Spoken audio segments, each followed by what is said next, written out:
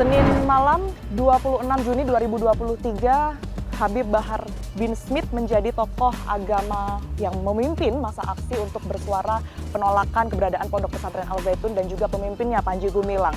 Di situ disebutkan juga bahwa Habib Bahar bin Smith ini menginginkan adanya penutupan dari Pondok Pesantren Al Zaitun hingga ia menyatakan menyanggupi untuk mengajak santri-santri tersebut pindah ke pondok pesantren miliknya jika Pondok Pesantren Al Zaitun ini ditiadakan ataupun juga ditutup begitu. Lantas seperti apa sebenarnya pemikiran dari Habib Bahar? Kita akan langsung tanyakan. Saya sekarang sudah berada di kediaman Habib Bahar.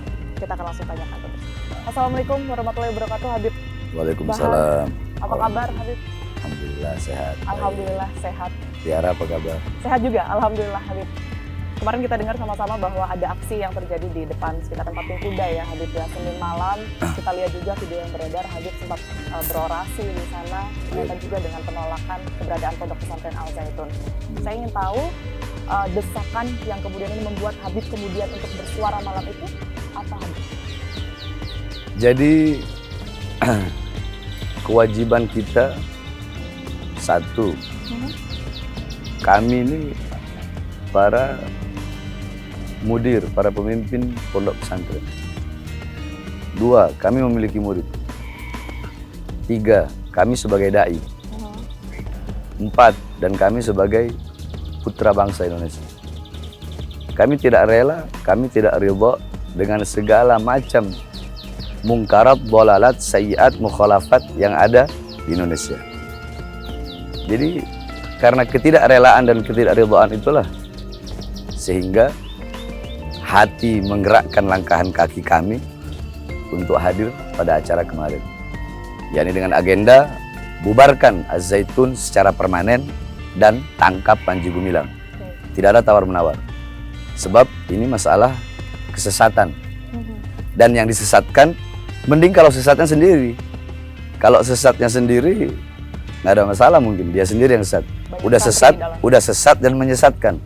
Dan yang disesatkan adalah anak-anak bangsa kita sendiri. Nah itu kita nggak ridho, kita nggak rela melihat itu. Makanya karena kita masih taat kepada hukum, masih patuh kepada hukum, padahal bisa saja main hakim sendiri. Tapi kita masih taat kepada hukum sehingga kita datang kemarin ke Kemenak, kemudian melanjutkan aksi ke Menko Polhukam untuk menyuarakan apa yang kami sampaikan, untuk menyuarakan kebenaran yang terjadi ini dan meminta satu hal tambahan. Karena kan Menko Polhukam 3 kan itu. Jadi sebenarnya saya memberikan apresiasi kepada Mahfud MD. Seperti yang sudah Habib sampaikan. Iya, di orasi kan saya bilang. Saya berikan apresiasi kepada Mahfud MD, kepada Ridwan Kamil, Bareskrim Polri yang telah membentuk tim investigasi dengan 3 itu, kalau nggak salah. 1, sanksi pidana. 2, sanksi administrasi. 3, kondusivitas. Nah, 2 ini bagus, tapi kurang. Ya ini tidak sesuai dengan harapan umat, harapan masyarakat, harapan rakyat. Sanksi administrasi dan juga sanksi pidana itu sendiri. Ya, kurang. Kurangnya menurut apa? Habib yang kurang apa? Yang kurang adalah tutup permanen. Itu yang diminta dari karena kalau kemarin. Ya itu, karena kalau sanksi administrasi kan hanya bayar denda saja. FPI aja bisa kok dibubarkan secepat kilat. Masa mereka bisa bubarkan Az-Zaitun yang jelas-jelas sesat? Oke. Bagaimana jika ada statement bahwa ini yang bermasalah sebenarnya pimpinannya saja, santri-santri ini maksudnya akan tidak turut berdampak, mereka akan dirugikan dengan adanya penutupan itu? Ada satu kaidah. Idza taghayyara ar-ru'us taghayyara al-mar'us. Apabila pemimpin rusak, yang dipimpin bakal rusak. Kan begitu. Saya tanya Mbak Tiara sekarang. Kepala sama ekor, kalau kepala ke kanan, ekor kemana? Ikut ke kanan juga. Kalau kepala ke kiri? Mengikuti artinya ya. Ekor kemana? Ikut ke kiri. Ke kiri kan? Itu yang dimaksudkan. Nah, jadi kalau kepala rusak, pemimpin rusak, yang dipimpin pun akan rusak. Nah, pemimpin pesantren, masjid, organisasi, itu wadah. Tergantung yang mengelola, tergantung pemimpinnya. Apa pemikiran pemimpinnya, apa manhajnya, apa jalannya. seperti apa pemikirannya, apa keyakinannya, maka itu juga yang akan diikuti oleh orang-orang yang ada di dalamnya. Seperti saya Ahlus Sunnah wal Jamaah, ya, mazhab Syafi'i, akidah Asy'ari Maturidi. Maka otomatis semua santri-santri saya, baik yang ada di pondok atau yang ada di luar, mazhabnya sama, Syafi'i. Kemudian manhajnya Thariqah Ba'alawi, Syafi'i, akidah Asy'ari Maturidi. Jadi semua kan tergantung pemimpinnya. Nggak bisa. Kalau mau dibilang, oh itu kan Panjinya, santrinya kan nggak bisa begitu. Makanya kan kemarin saya bilang, bubarkan Zaitun, seret Panji Gumilang. Adapun kalau Mahfud MD mengatakan yang dikhawatirkan adalah hak-hak konstitusional daripada santri, saya siap mengajak seluruh pondok pesantren Aswaja yang ada di Jawa Barat, Banten, dan bahkan pesantren saya. Ribuan santri itu, Habib? Jangankan ribuan, puluhan ribu santri saya siap. Kalau pesantren saya, udah saya nyatakan gratis. Pesantren-pesantren yang lain akan saya suruh, kami akan bermusyawarah. Para ustadz, para kiai, para habaib yang ada di Jawa Barat khususnya. Ayo, kami siap tampung. Memandang dari kinerja tim investigasi ini, sejauh ini Habib melihatnya seperti apa? Sudah on track atau? Tim investigasi bagus. Cuma kayak kurang greget aja, maksudnya kurang greget tuh. Gregetnya di mana? Kurang greget. Si Panji ini nggak bisa dilembutin, gregetin gitu. Karena apa? MUI aja disepelein sama dia. MUI disepelein, padahal ini MUI, Majelis Ulama Indonesia. Kalau bagi saya Panji itu bukan ulama. Ulama dari mana ulama begitu modelnya? Bukan ulama, bukan pimpinan pondok pesantren. MUI, kan Panji kan bilang MUI kalau ada MUI saya tidak mau hadir, itu kan? Kalau nggak salah ya. Kalau ada MUI saya nggak mau hadir. Terus MUI tidak berakhlak. MUI telah menfatwakan haram sebelum tabayun lah atau apalah.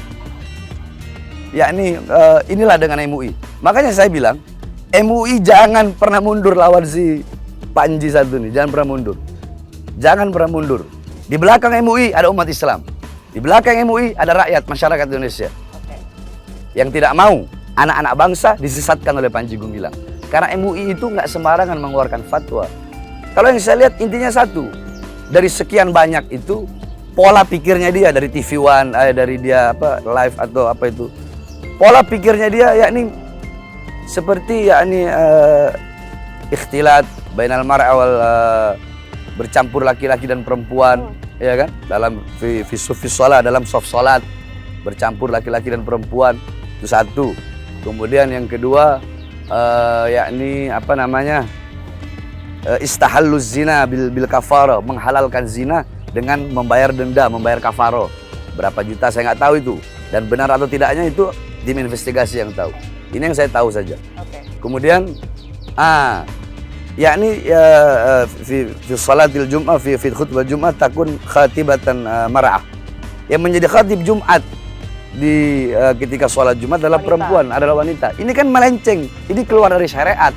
Walaupun dia mau pakai ayat yang sering dia bawa itu, innal muslimina wal muslimat wal mu'minina wal mu'minat wal qanitina wal qanitat wa ila akhiril ayat. Sampai ayat akhir yang dimana ini ayat, makanya kan saya bilang kalau mau menafsirkan ayat Quran jangan pakai otak sendiri. Jangan pakai pemikiran sendiri. Ada kitab-kitab tafsir. Nah, ini ayat tadi. Sembarangan artinya iya, ya. Ayat tadi itu Al-Ahzab 35 itu. Ayat itulah yang dia pakai untuk mengartikan bahwasanya setara laki-laki dan perempuan di dalam hal apapun, perkara apapun bisa disama. Kalau laki-laki nggak boleh bisa jadi khotib, kenapa perempuan enggak? Pakai ayat tadi. Padahal ayat tadi itu di akhir ayatnya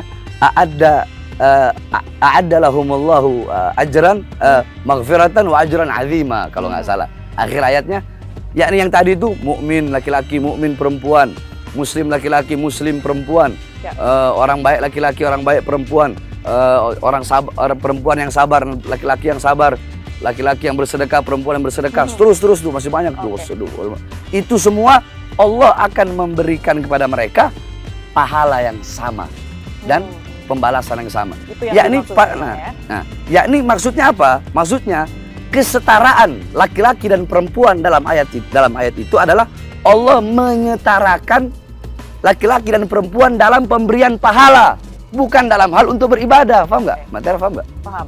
Ya ini Dia tidak dibedakan di mata Allah Subhanahu wa taala, begitu ya. tidak dibedakan dalam hal pemberian pahala. Nah, itu Pemberian pahala dan pemberian dosa. Ya. Itu kontroversi yang kemudian ini Nah, muncul itu di pemikiran masyarakat. dia liberal. Ya. Dia Perbedaan salah pemikiran mengartikan, itu, sama seperti ayat Quran. Ada ayat Quran bunyinya, wa'budu rabbaka hatta ta'tiyakal yakin. Sembahlah Tuhanmu sampai datangnya al yakin. Kalau kita mau ngambil bahasanya, al yakin, keyakinan. Oke. Jadi ada orang yang bilang, oh ya udah, Beb, saya nggak usah sholat. Kenapa? Saya udah yakin. Kan Allah bilang, sembahlah Tuhanmu sampai datang keyakinan. Saya udah yakin, berarti nggak usah sholat dong.